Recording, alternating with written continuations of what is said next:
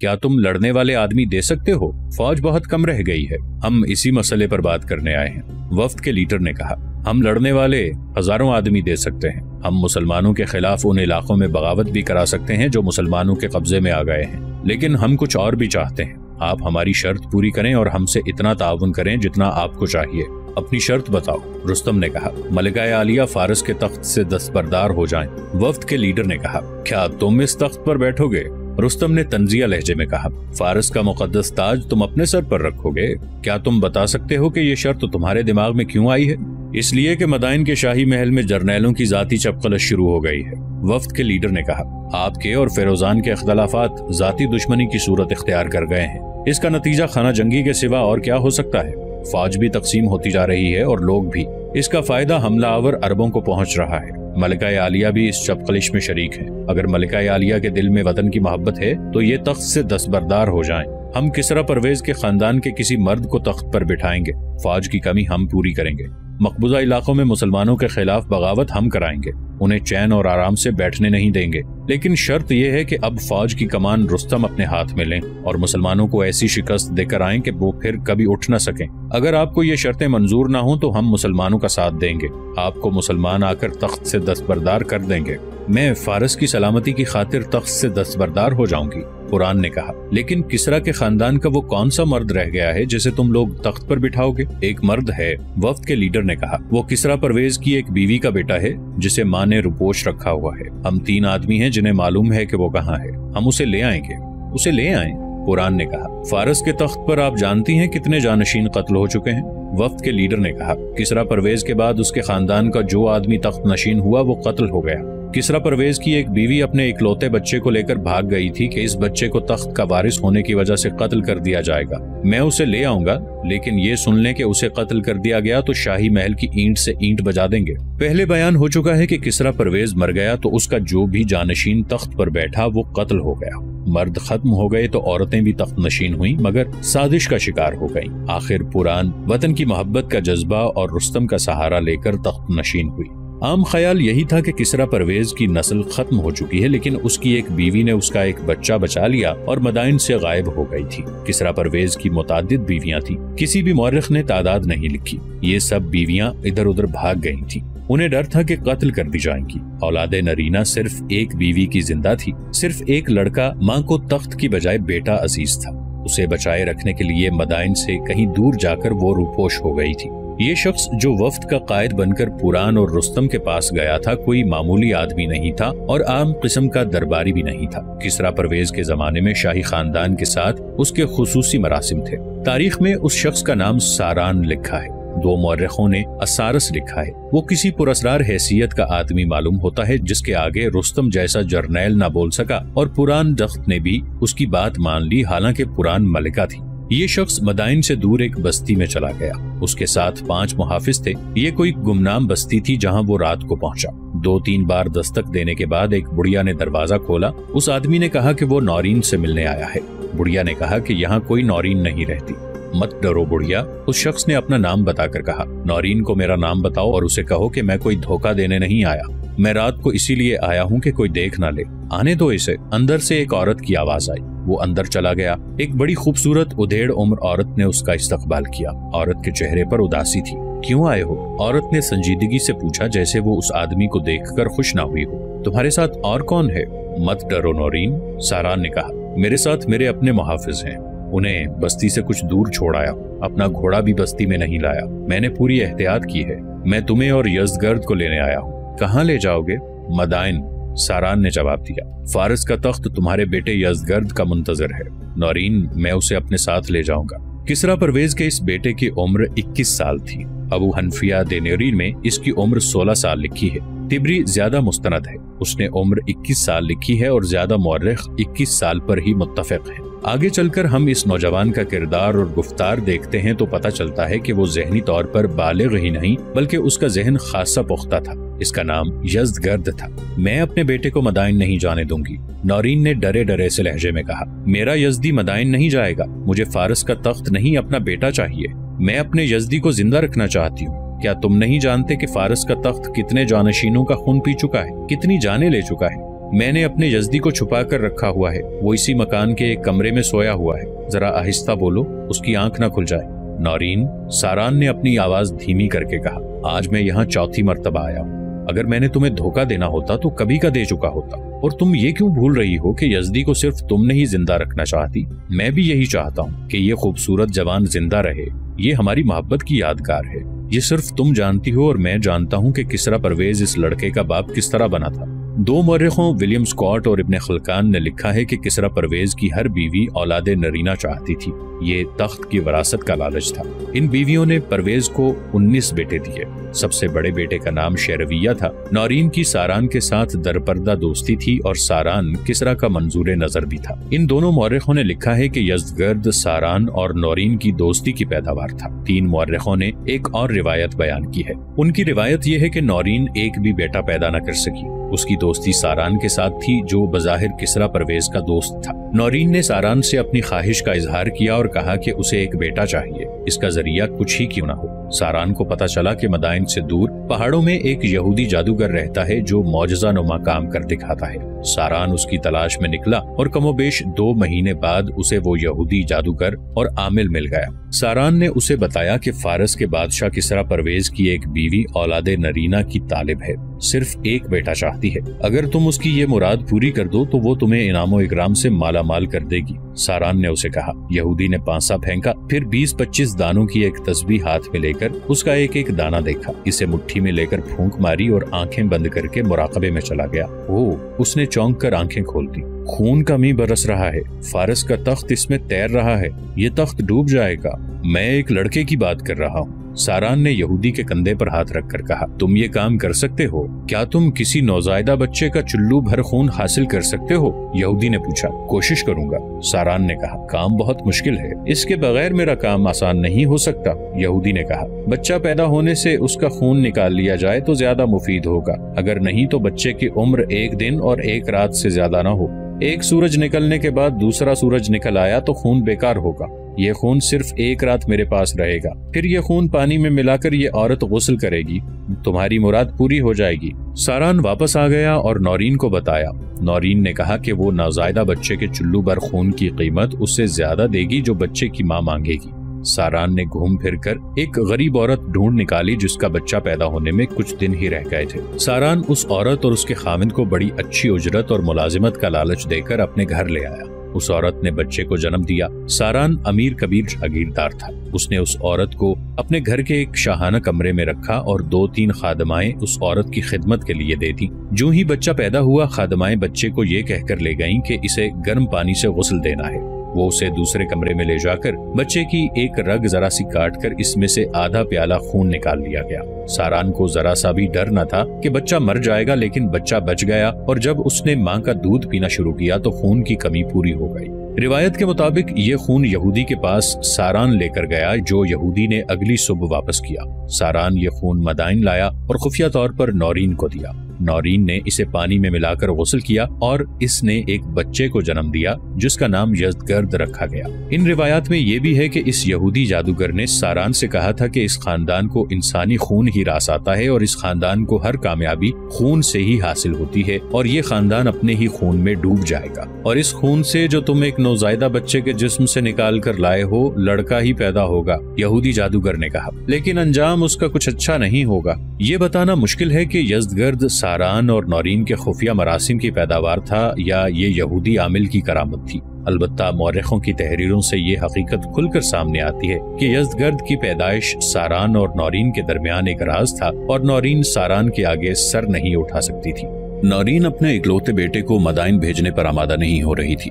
وہ اب شہنشاہ فارس کسرا پرویز کی بیوی نہیں تھی، وہ بیوہ تھی اور اپنے بیٹے کو دشمنوں سے بچائے رکھنے کی خاطر گمنام سے ایک گاؤں میں گمنامی کی زندگی گزار رہی تھی۔ مرغی کی طرح اس نے اپنے بیٹے کو اپنے پروں کے نیچے چھپا کر رکھا ہوا تھا۔ ساران نے اسے بتایا کہ سلطنت فارس کی بنیادیں ہل گئی ہیں اور یہ عمارت جو کبھی عالیشان تھی کھنڈر بنتی جا رہی ہے۔ ساران نے بتایا کہ مسلمان آدھے فارس پر قابض ہو گئے ہیں، انہوں نے فارس کی آدھی سے زیادہ فوج مار ڈالی اور بہت سی ہمیشہ کے لیے بیکار کر دی ہے۔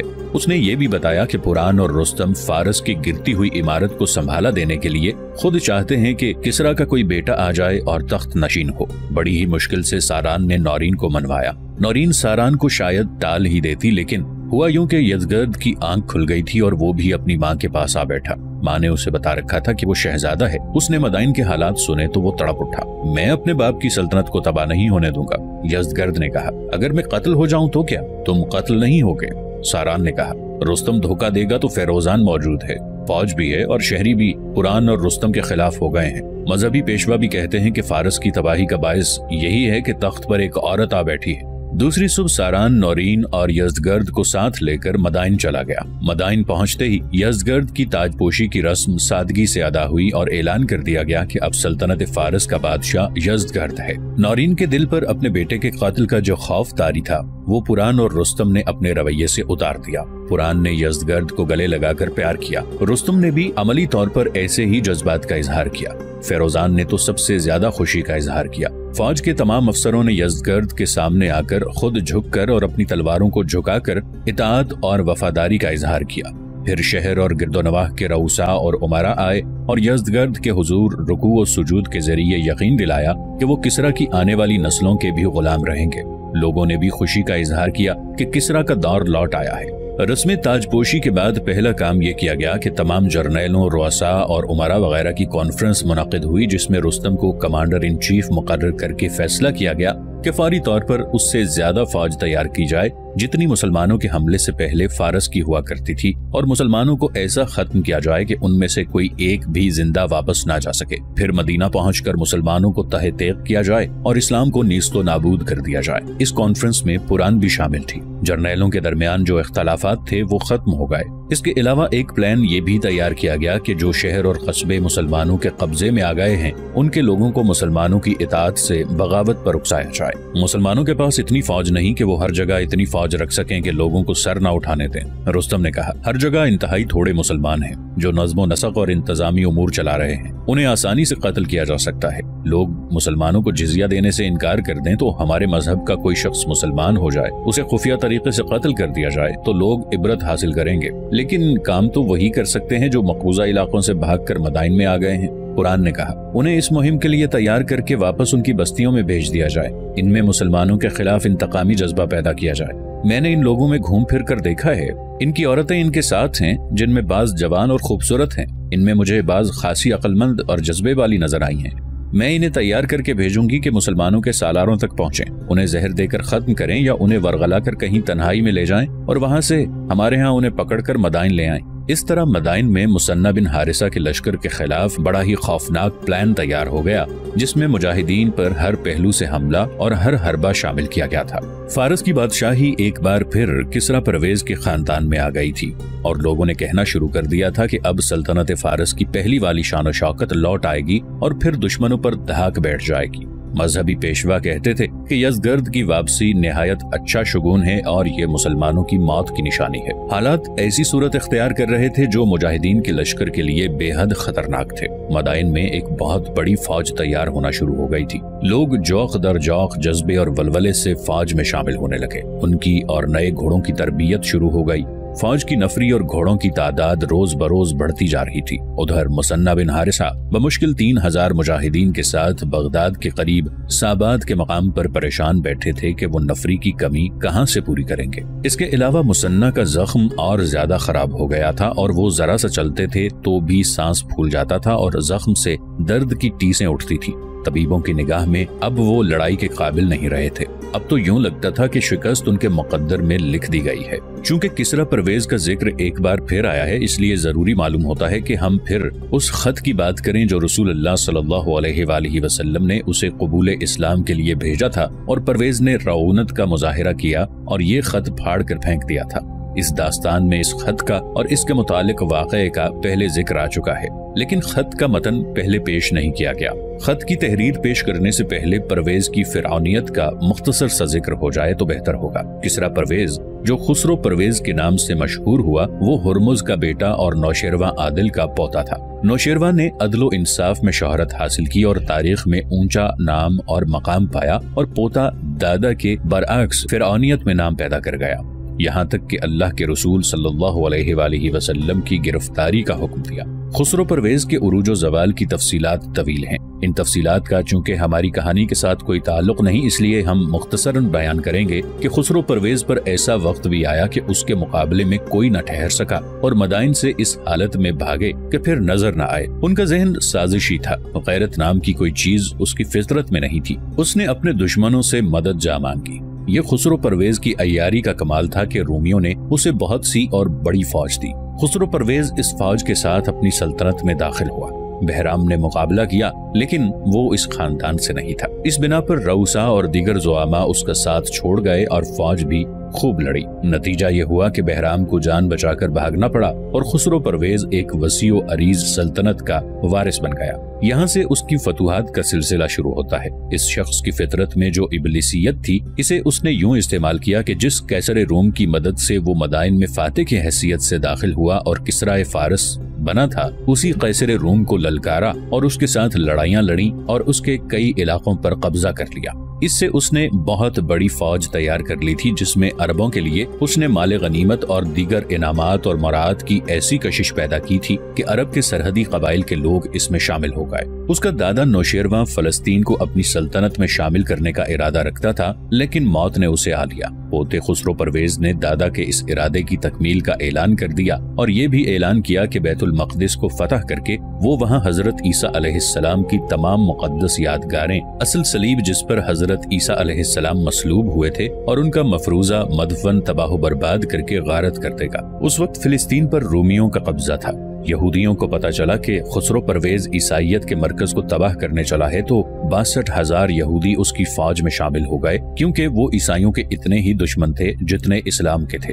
خسرو پرویز کی فوج بیت المقدس میں داخل ہوئی اور ایسی قتل و غارت کی کہ 90,000 عیسائیوں کو، جن میں بچے بھی تھے، قتل کر دیا گیا۔ کوئی گرجا سلامت نہ رہنے دیا گیا۔ زیادہ تر گرجوں کو آگ لگا دی گئی، تمام دولت لوٹ لی گئی۔ عیسائیوں کی کوئی مقدس جگہ سلامت نہ رہنے دی گئی۔ وہاں سے سونے، چاندی، ہیروں اور جواہرات کے انبار ملے جو خسرو پرویز مدائن لے آیا۔ عیسائیوں کی تاریخ میں ان پر اس سے زیادہ ظلم کی مثال نہیں ملتی۔ پرویز کے ظلم اور درندگی کا نشانہ رومن کیتھولک عیسائی بنے تھے۔ اس کے بعد خسرو پرویز اسلام کے خلاف کمر بستہ ہونے لگا۔ رسول اکرم صلی اللہ علیہ وآلہ وسلم نے حبش کے نجاشی کو دعوت اسلام کا پیغام بھیج کر خسرو پرویز کے نام ایک پیغام بھیجا۔ پیغام لے کر جانے والے ایک صحابی حضرت عبداللہ رضی اللہ عنہ بن قذافہ تھے۔ اس وقت خسرو پرویز کردستان کی سرحد پر دریائے قرامو کے کنارے خیمہ زن تھا۔ رسول اکرم صلی اللہ علیہ وآلہ وسلم کے نام مبارک کی تحریر یہ تھی: بسم اللہ الرحمن الرحیم، من محمد الرسول اللہ الى کسرى عظیم فارس، سلام علی من اتبع الهدى وآمن بالله ورسوله وأشهد أن لا إله إلا الله وأني رسول إلى الناس۔ محمد الرسول اللہ صلی اللہ علیہ وآلہ وسلم کی طرف سے کسرا رئیس فارس کے نام، اس شخص پر سلام ہے جو ہدایات کی پیروی کرے اور اللہ اور اس کے رسول صلی اللہ علیہ وآلہ وسلم پر ایمان لائے، اور گواہی دے کہ اللہ کے سوا اور کوئی معبود نہیں، اور یہ گواہی بھی دے کہ میں تمام دنیا کے انسانوں کی طرف اللہ کا رسول بنا کر بھیجا گیا ہوں تاکہ ہر زندہ انسان کو اللہ کا خوف دلاؤں۔ لہٰذا تم اگر اسلام قبول کر لو گے تو سلامت رہو گے، اور اگر تم نے انکار کیا تو مجوسیوں کا وبال جان تمہاری گردن پر ہوگا۔ خسرو پرویز فرعونوں سے کم نہ تھا۔ وہ اپنے آپ کو سورج کا بیٹا ہی نہیں، دنیا کا دوسرا خدا سمجھتا تھا۔